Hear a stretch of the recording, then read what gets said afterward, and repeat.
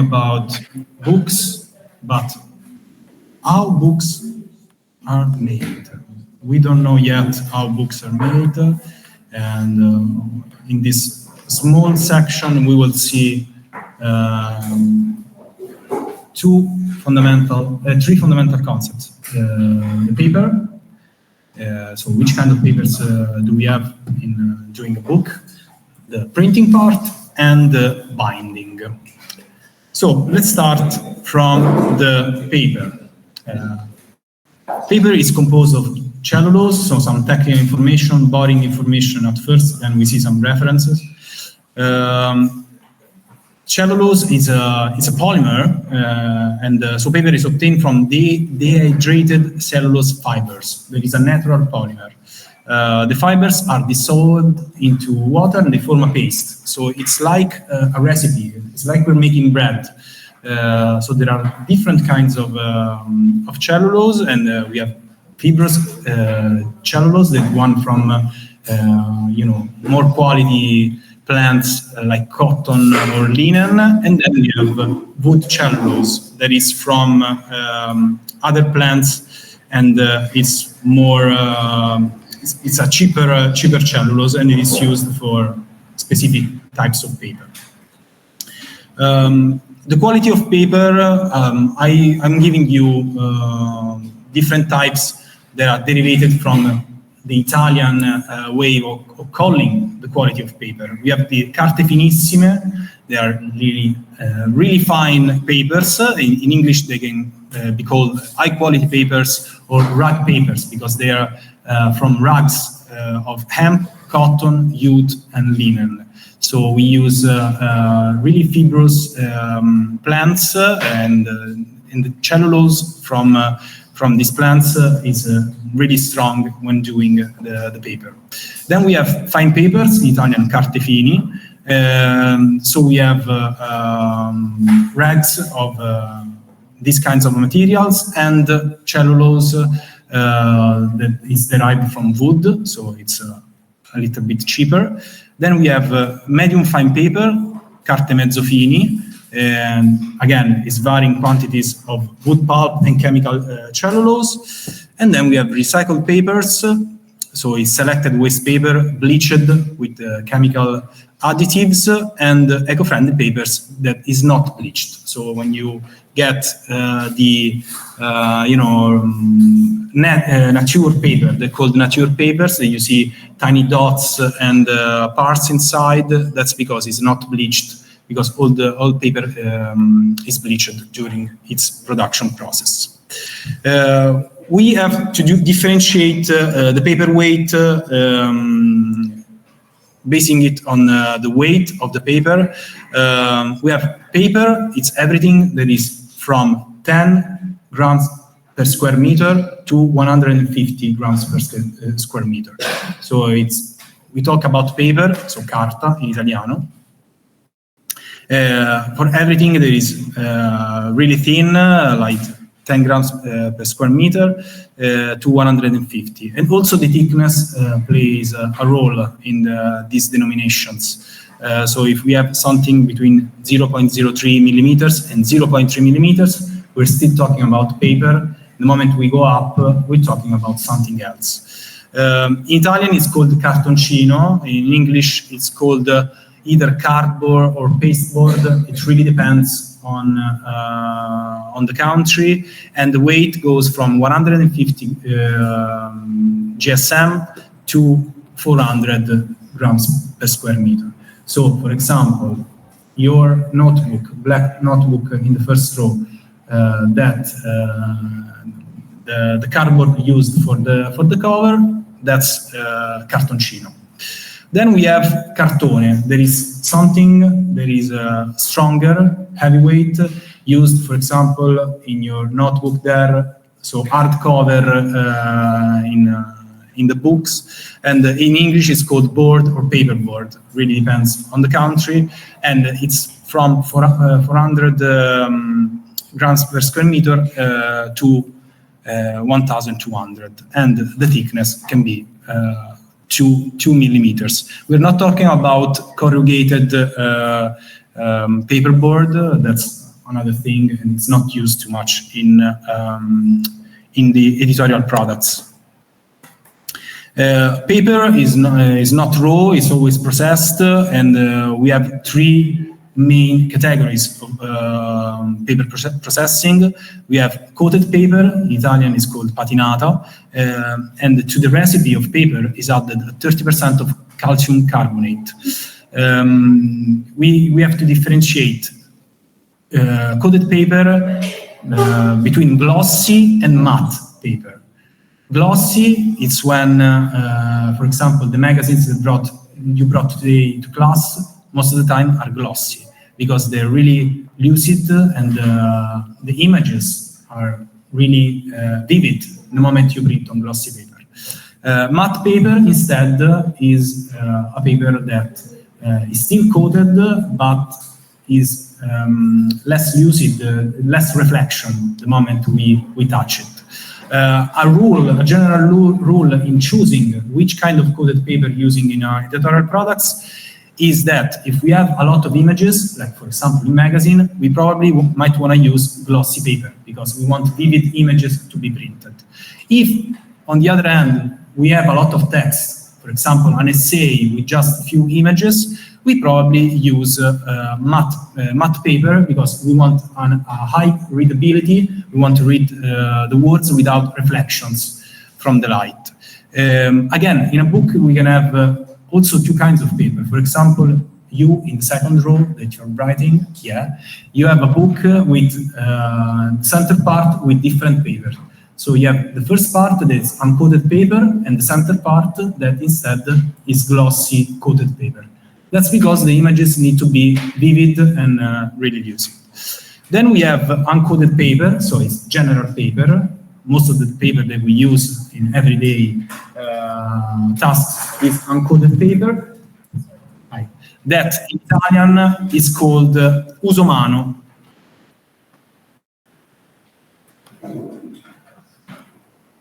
So when we talk about general paper, office paper, bond paper, that's uncoated. So there is no treating of calcium carbonate. So we use it for printing books, documents, when text is the majority. It can obviously be smoother or rougher, really depends on the quality of the paper, and is not as resistant as the coated paper. And then we have a lot of different special papers. We should do a lesson just on that, but keep in mind that we have felt market paper, embossed, so with special treatings on top of it, in color paste, and they're often used for covers and to give a luxury taste to the editorial products. Here is a small table showing us which kind of paper we usually use in different situations. So we have, for example, to 18 to 25, we have tissue paper that is mostly used for packaging. In Italian, it's called carta velina. It's difficult to write on it, and we use it for wrapping. It's really thin paper. From 25 to 40 grams per square meter, we have what is called the Bible paper. It is used in books with many pages, like the Bible, for example. It's really thin and really light. If you ever browse the Bible, you know what kind of feeling does it have. Then we have from 40 to 50 newsprint paper. So when you read a newspaper, it's recycled newsprint paper. Then from 60 to 90 to 95, sometimes, we have the classic office bond paper. It's the one that we use in our domestic printers. It is used for copies, flyers, paperbacks, and also obviously books. Then from 100 to 150, we can have uncoated or coated matte or glossy paper, and it is used in magazines, letters, illustrated books, and then adding up until the paperboard used for covers and business cards, and the cardboard from 350 and adding used for, again, art covers or boards. So this is the usage examples, but it really depends on the editorial products. This is the tissue paper, so used for wrapping. You can it's difficult to print on it unless you stamp on it. I don't think there are printers that can process tissue paper because it's too thin and it breaks in the printing process. Then we have the Bible paper. As you can see, it's so thin that you can see through, but allows us to have books with a lot of pages with just one volume and not 2 volumes. Then we have newsprint paper. As you can see, sometimes it's not even bleached, so it's a kind of grayish color. Then we have the book paper, classic book paper. It uses a lot of wood fiber that makes the paper yellowish and yellowish through time. And then we have office paper that is bleached because we want to print documents on it. And it's, again, uncoated paper. And then we have coated paper that is used for magazines, illustrated books. Every time we have images, it's better to have coated paper because the images are printed in a better way. Then we have medium weight paper, so the one used for example, the soft cover. And then we have also heavy paper, so something that is really, really thick, from 300 and adding, that is used maybe for, the card that you give to other people. If you go to websites of paper producers, you'll see that there are a lot of lines of papers, different qualities. This one is from Favini, if I'm not wrong. On their website, they have the color pulp paper, so colors that are added inside the recipe to have colored paper. And if you go on the websites, you'll see that there are really a lot of things that we can understand. First, the grammage. So we see that it's 100 grams per square meters, or 150, 200, or 300. So commonly, paper is commercialized on this kind of grams per square meter. And the size also is something that we go back to it, is 71 per 101. And keep in mind this measurement, because we will see why is this specific measure. Again, color pulp paper is, for example, the famous sport newspaper called La Gazzetta dello Sport in Italy, and but also yellow pages. They are just yellow color to the recipe, and we got that. This is an example of using different papers in editorial object. It's a book, an artist book by Luis de Bell called Disappearing Object, and published by a publisher from Venice called Bruno. That is a really great design studio and publishing house. And it's a book about objects that magicians use in their tricks. And what they decided to do is not to cut the top part of the book, just to let the observer discover these tiny objects while opening the book. Another interesting thing is that they employed a paper that is commonly used for the labels of wines. That is kind of glossy and sticky in a way. So the feel of the book is really weird, like a magic trick. And I think that's a great example of understanding different types of paper and using it in a proper way. In Italy, we have Favini, that is really famous. Fedrigoni, that also acquired Fabriano, that is artistic paper. Burgo is another famous paper producer. Carteria Pasquini, and there are more than 200 paper makers in Italy, not only doing printing paper or drawing paper, but also paper in general for general use. In other countries, we have, for example, the German Felix Scholler.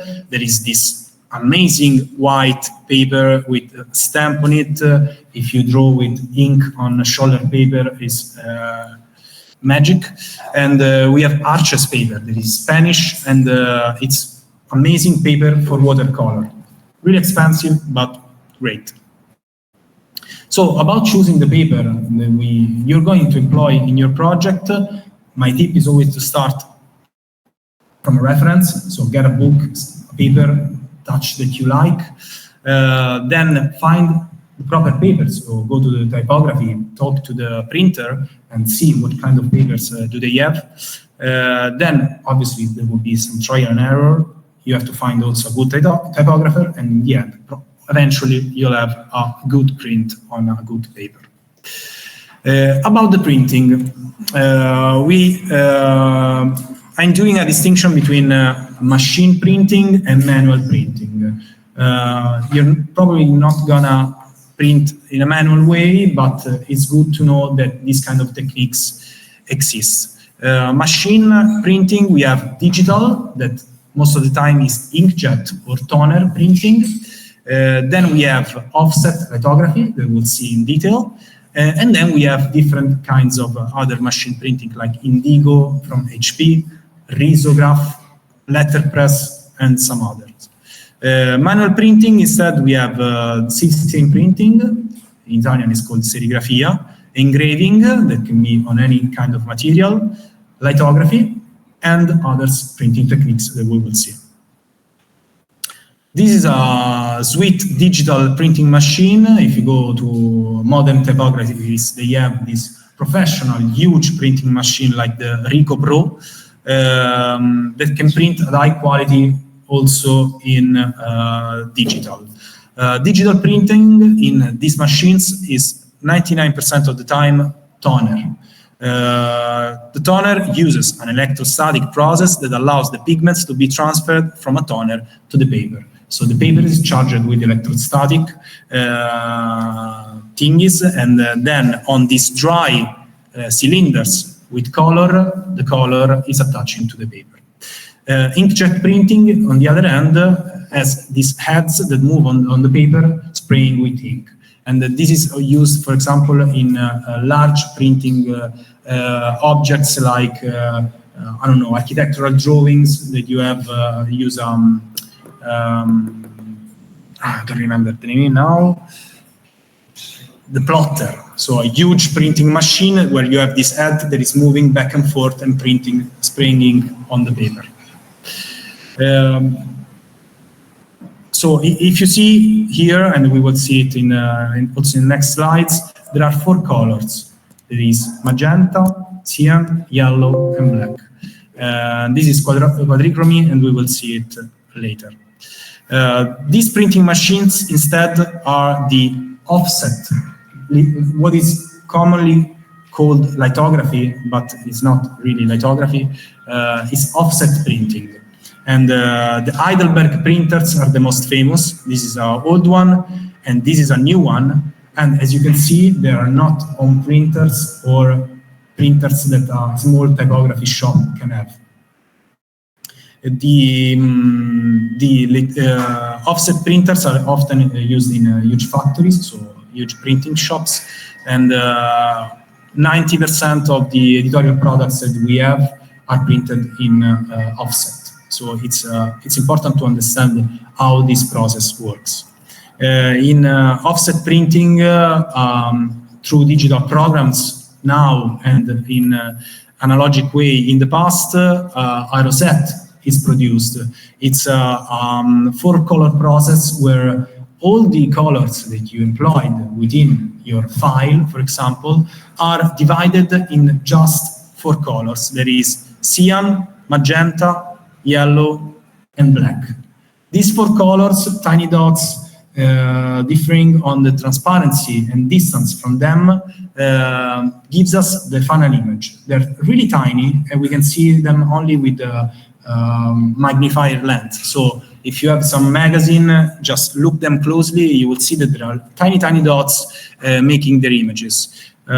This way allows us to have a printing machine that works with these 4 colors. So the offset is an indirect printing process that uses metal plates to transfer liquid ink onto an intermediate surface. There is a rubber cylinder, and then onto paper, using a chemical repulsion process between grease and water. So as you can see, there are a lot of cylinders inside. That's why it's called indirect, because it's not directly printed on paper, but it passes through different cylinders that transfer the image on the paper. And what can you see from this section of a printer?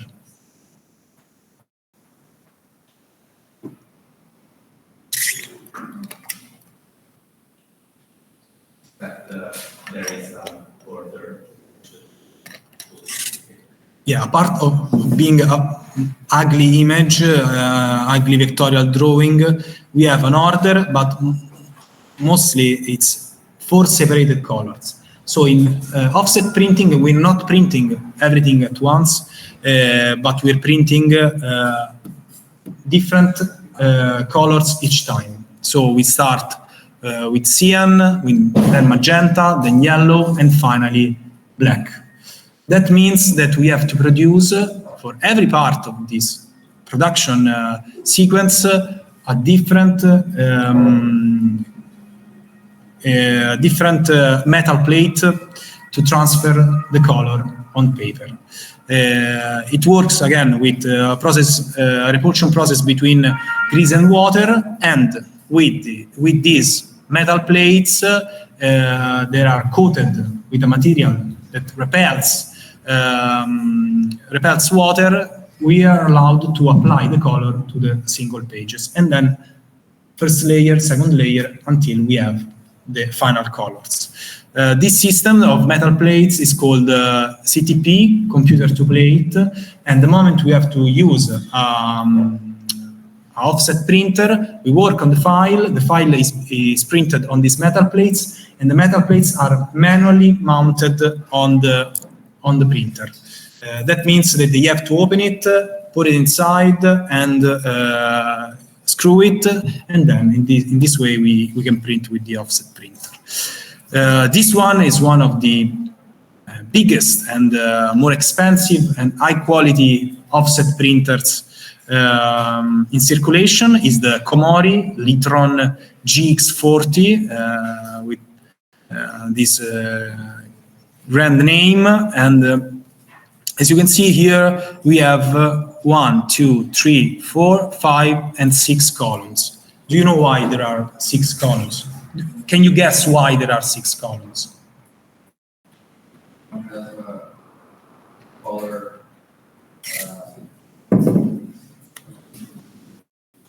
like storage. Liquid ink. Yeah, but we only require 4. Why do we have 6?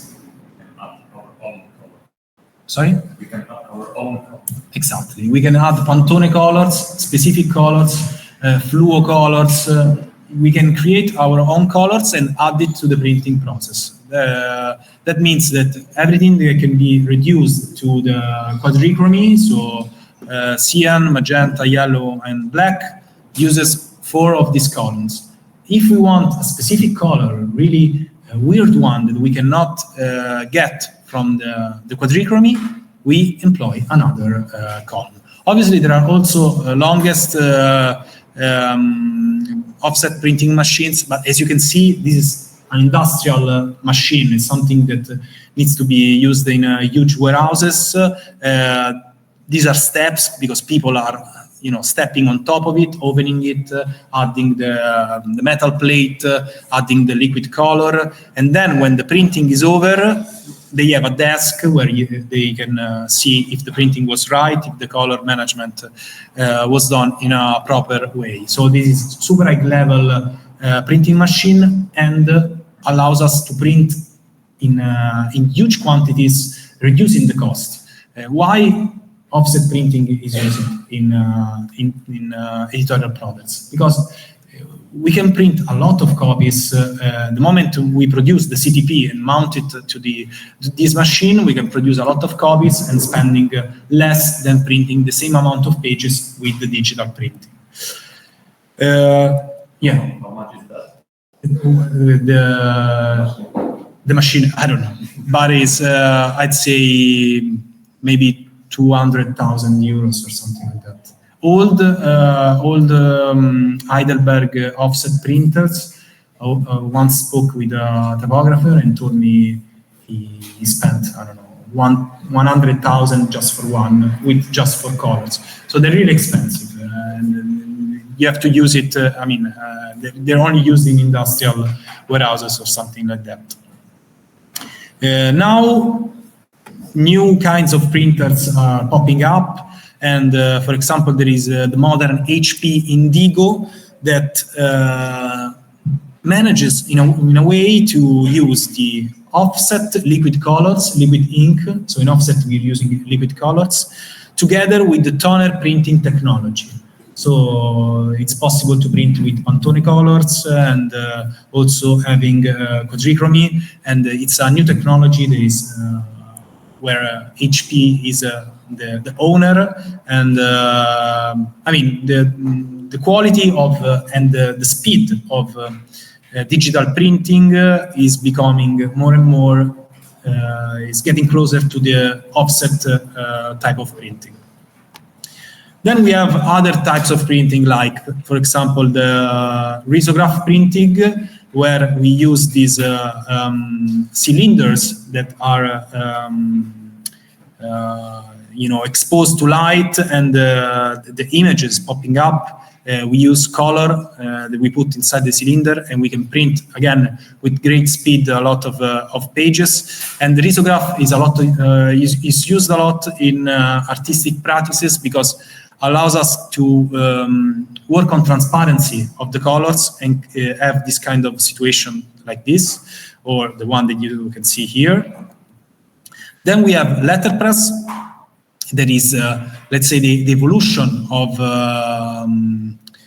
the old movable types by Gutenberg. It takes exactly the same process using movable types in zinc, but also something that you can directly engrave from zinc to print. And then we have the actual lithography. In Rome, there is a famous lithography spot called Litografia Bulla that is not far from here. And basically, it's the same process of offset lithography. That's why offset is often referred to as lithography as well, because we used a greasy pencil to draw on this piece of actual stone, and then the image is applied on paper after adding the color. So it's a really manual process, really old process that I found really interesting. Then we have silkscreen printing. That is, again, artistic way of printing. We have this frame where kind of jelly is put on this tissue that is applied to the frame, and the jelly is reacts to light and to positive images. And the moment we wash out the jelly that didn't reacted, we have these holes inside the jelly, and we can get the color pass through the holes. And it's a really interesting way of printing. It is often used in editorial products to add, quality finish to covers or elements, mostly on the cover. Finally, we can get to the part of the binding. This is a small overview. We have saddle stitching. That is the classic metal points that we add to the pages to keep them together. I think some of you have a booklet with something like that. It can be used from 8 to 48, 256 pages. It really depends on paper's weight. So it's a cheap way of binding, and we can use it only on soft covers books. Then we have the perfect binding or poor binding, where we use glue, and it is often used for books with more than 32 pages and in soft cover and paperbacks. And then we have assume binding but I'll show you the examples, because in this way it's really impossible to understand it. The variables in the binding are the paper weight, the type and weight, the number of pages, and obviously the quality of the publication. So this is saddle stitch. It uses staples, and as you can see, they're really flimsy and light products.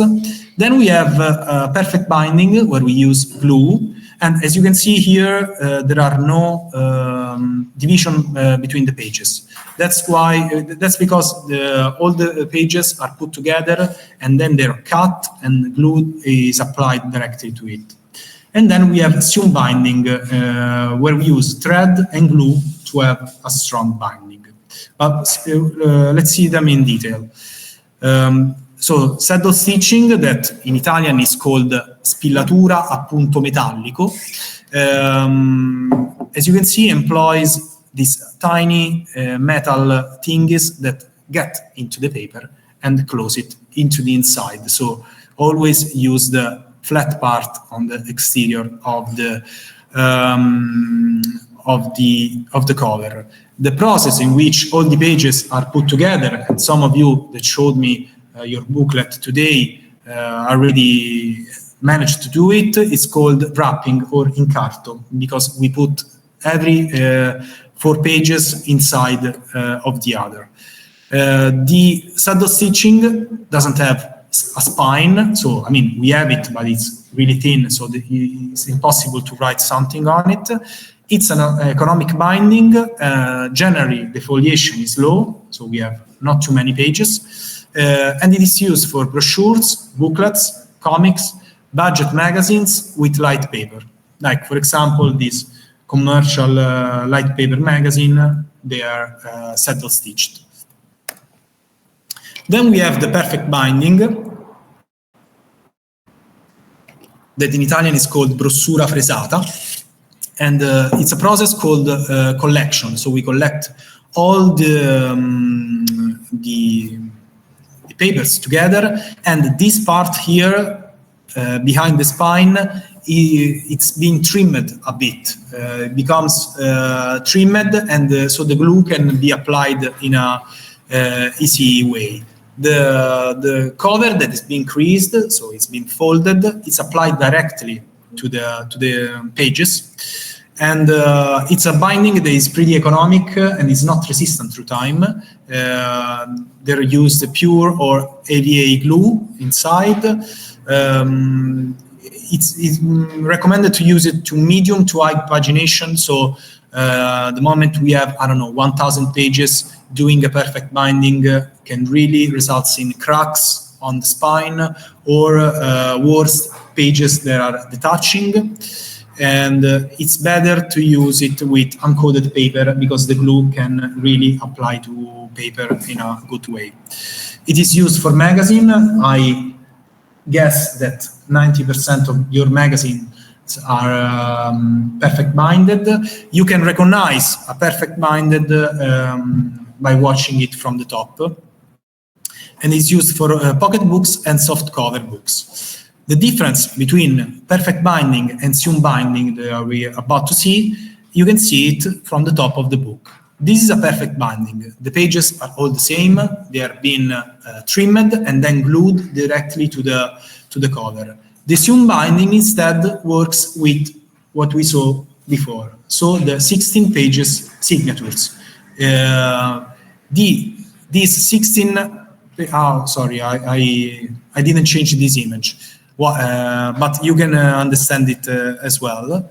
As you can see here, you can see there are like tiny booklets combined together. So those are the 16 pages of the magazine, of the book.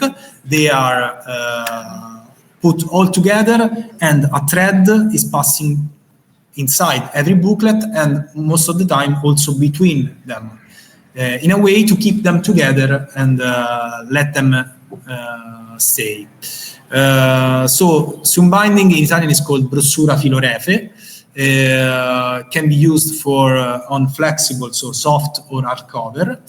There is always glue, it's always applied, but after the sewing.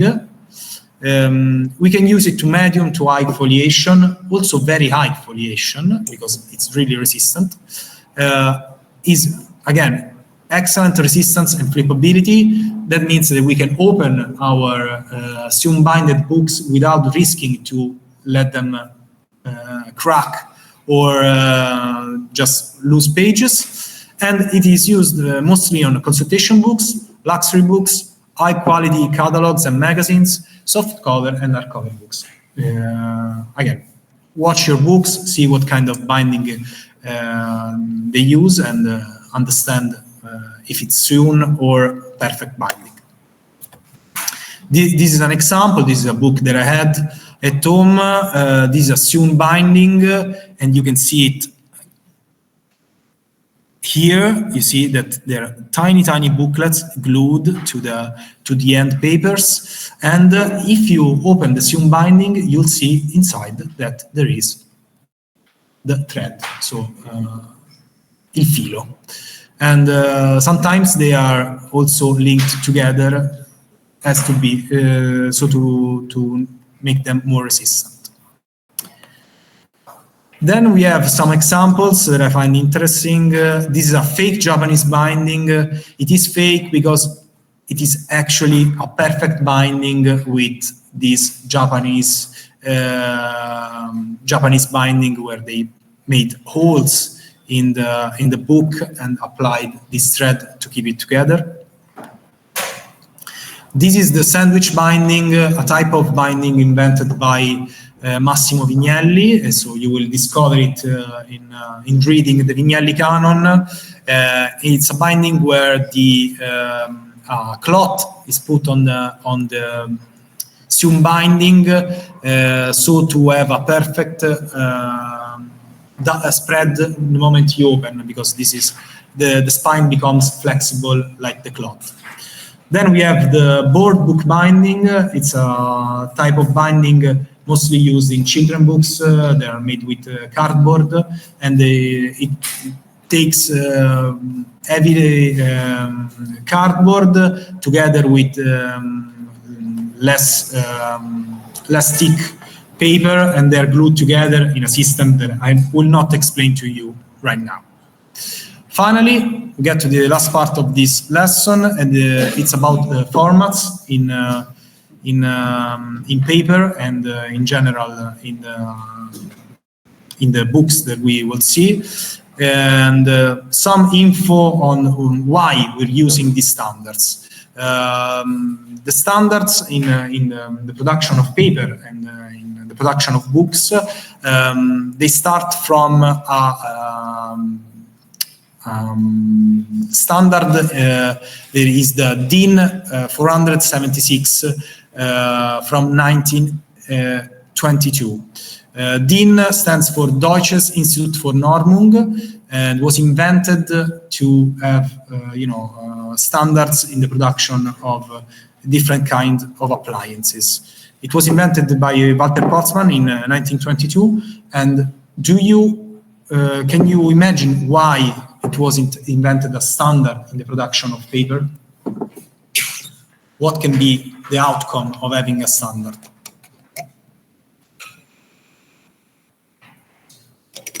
Why should someone invent a standard in production? Yeah, globally, but also there is less waste, because if there are 400 different standards, a lot of paper is being wasted. The moment we have a standard, we can reduce the waste. And obviously, it's something that simplified the commercialization of paper and the production of editorial products.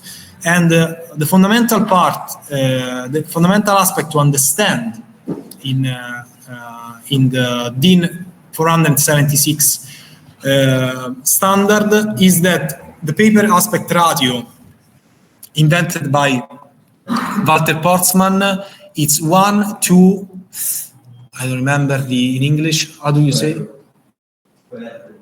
Square root of 2. So it's a standard that is 1 to 1.4142.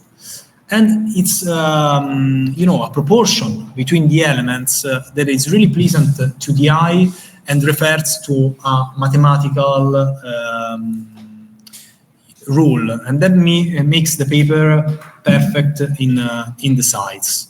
In 1940, 1956, if I'm not wrong. It was created, the ISO, International Organization for Standardization. That is an organization that works on technical standards throughout the world, and it's used in most of the countries. And three standards were produced throughout the years. The first is the ISO 216, that is directly linked to the DIN by Portsman. It's exactly the same. It takes the DIN and makes it ISO. Exactly the same. The ISO 269 is a standard for the C series, and it's about the envelopes that contain the series A and B that we will see. And then we have ISO 217, that is standards for untrimmed paper, so the raw format that is being used mostly in printing processes. So the A format, this A series, is the most popular and used paper formats. It starts from A0 and scales up to A10. So it's counterintuitive. We start from A0, that is the biggest one, and we have A10, that is the smallest one. The perfect proportion of the DIN standard makes us possible the fact that the short side of a format is the long side of the next one. That means that, for example, the A3 format, there is 297 per 420 millimeters, as the long side of the A4, there is exactly the same of the short side of the A3. That means that if we have an A0 and we fold it or cut it, every time we cut it, we have a different size. So we start from the A0, that is 1,189 per 841. If we cut it one time, we get the A1. If we cut it two times, we get the A2, A3, A4, A5, A6, and so on. A4 is the classic domestic printer paper sheet. A4 is also your notebook should be that size. A3 is exactly the double, and A5 is exactly half of it. We use a lot of A4, A3, and A5. They are really manageable. And the moment we read a book, A2 are used sometimes for posters or really huge books. Difficult to have books in A1 formats. They're mostly used in architectural drawings, the same A0 formats. And then we have, after the A0, we start to enlarge parts of it to have formats that are out of the standard. We have to do a little digression on the difference between international standard and American standard. So in Italy, in Europe, and almost all of the world, the international standard is used. So you use A4 as a standard format in paper. In America, Canada, and some other countries in Asia, they use the American standard. There is something totally, it's a mess. And the designer Massimo Vignelli tells us that the international standard is extremely logical, beautiful, and practical relationship. It has practical relationship. It has beautiful proportions that determine other beautiful proportions because it is based on a mathematical equation. The American standard is a format of ugly proportions that results in a complete chaos of infinite paper dimensions. It is the product of a culture based on free enterprise, competition, and waste. And that's kind of the mirror of different ways of conceiving life. If you ever started working on Microsoft Word, when you print, there is also the sides that is letter. If sometimes it happens to you that you print and something is off, it's because it's letter and not A4 format. So the letter is a format that is pretty similar to A4, but it's kind of messy, and you cannot get half of it You cannot get another format by cutting it in the half or doubling it. So that's something really important to understand. We saw that in the ISO standards, we had Series A and Series B. Series A is the most commonly used paper format, but we have also the B series. It's in between the different sizes of the A. So we have a size that is in between A3 and A4. There is B4, if I'm not wrong, yes. Between A2 and A3, we have B3. So it's something that is halfway between the different A series formats. And before I told you, keep in mind the dimensions of the paper, how it is commercialized by Fabini, the color pulp paper. And as you can see here, we have the B1 format that is really near to the 701 to 1001 format. That's because most of the paper is commercialized in B1 format. So how paper is being marketed, it is sold in reams of paper, and ream is a pack that constitutes the sales unit of the sheet of paper. Usually for A4 and A3 formats, a ream contains 500 sheets. So if you go to the supermarket, stationery shops or whatever, you buy a ream of 500 sheets. Printing formats, on the other hand, there are 70 per 100, as we saw before, or 64 per 88 are sold in reams or packs of 250 or 125 sheets. It really depends on the weight of the paper. So if we have 300 grams per square meter paper, probably we have 125 sheets instead of 250. This is a general typography. As you can see here, they have a suite offset printer with just 4 colors. This is the paper in the typography. They buy these huge reams of paper that they directly cut in the formats that allow them to print in a format that we decide. The raw formats that we saw before are the followings, and they are formats that are a little bit bigger than the A format because they have a margin that we can cut out the moment we have to. For example, if we want to obtain a perfect A4 format, we can use the RA4 or SRA4, and then we can cut it and obtain an A4 format. Is it clear? A bit weird, but I think it's not too difficult.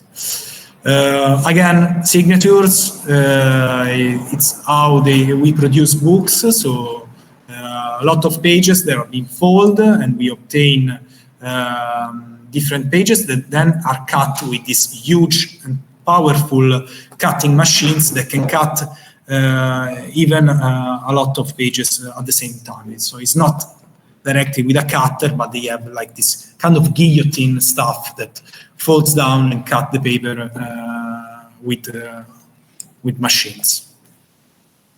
Let's see some formats, common formats in the production of books.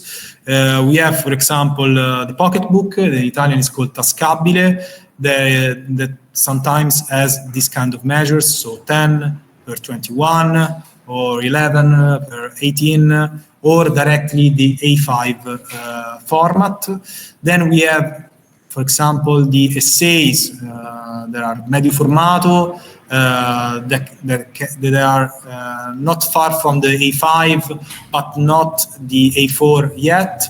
And then we have formats that are canon.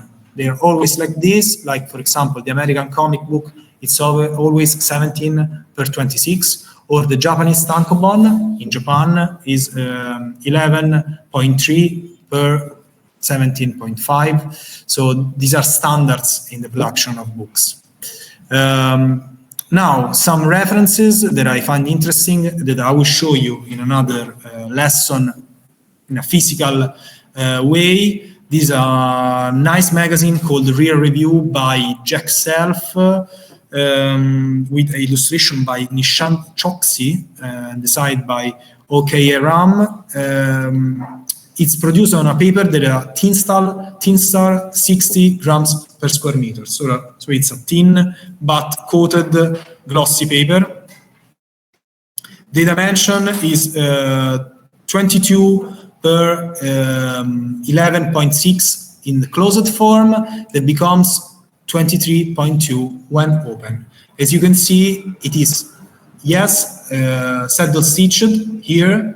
It is like a square that is being folded inside. So it's an interesting way of, working with double pages or 4 pages all at the same time. This is another interesting format. There is, kind of invented by this Italian publishing house called Bonelli, that produce a famous comic book called Tex.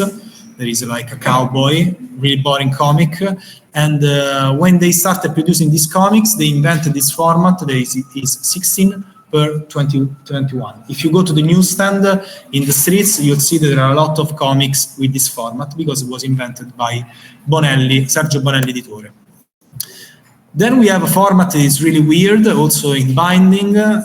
This is, for the truth, a piece of art by an artist called Ilan Manuak that works with the possibilities of the printed object. And there is a manga that is called One Piece, that talks about pirates. It's a lot of volumes. It's like, now it's 107 volumes. And he decided to do a one piece of One Piece. So everything is binded together. It's impossible to read. And it was commercialized for, I don't know, 2,000 euros or something like that, and it weighs 17 kilograms. So it's a huge format. It's obviously it's something. It's a joke. It's an artwork, but these are the possibilities of book. And then finally, an architectural magazine that I really like, that is called San Rocco Magazine. It's a magazine that's been discontinued. It's over with the 16th issue called Muerte. They finished the publication of it, and it's a really nice magazine that probably you can find at Casa dell'Architettura, the bookshop of Casa dell'Architettura here in Rome, not far from Termini. It has good dimensions, great paper in the inside and great paper on the outside. This minimal cover with an AXO drawing, and also the layout is really, elegant and clean. And I mean, it's just a nice magazine, really clean and beautiful magazine. So the lesson is over. I hope I didn't bore you too much. I leave you with a weekend exercise. We still have 1 hour left, so we'll be working, continue to work here in class, and I'll be seeing the booklets of the people that are left. But I leave you with a weekend exercise together with the assignments that we started today, and you have to finish for next week. There is, go in a bookshop, bring with you a ruler, so don't be afraid to be, pointed out as a crazy person with a ruler in a bookshop, and write down the features of 2 or 3 books that you find interesting. So you write down the measurements, you write down the kind of paper that they use, the kind of binding, and most of it, find your references, but ask yourself why you find them interesting. So just go in bookshops, and happy to suggest some if you don't have any idea of where to go. Okay. Any questions? It's a lot of information, so no, but you can go through the presentations, and obviously if you have questions, feel free to ask. Any questions? I'm so clear in explaining it. It's incredible. Okay, so I will upload this presentation. We can continue to work for 1 hour or so on today's exercise, and starting from the... No, I saw your booklet. So I want to see the rest of the booklets of the last rows. So you can come one by one and we can discuss it together.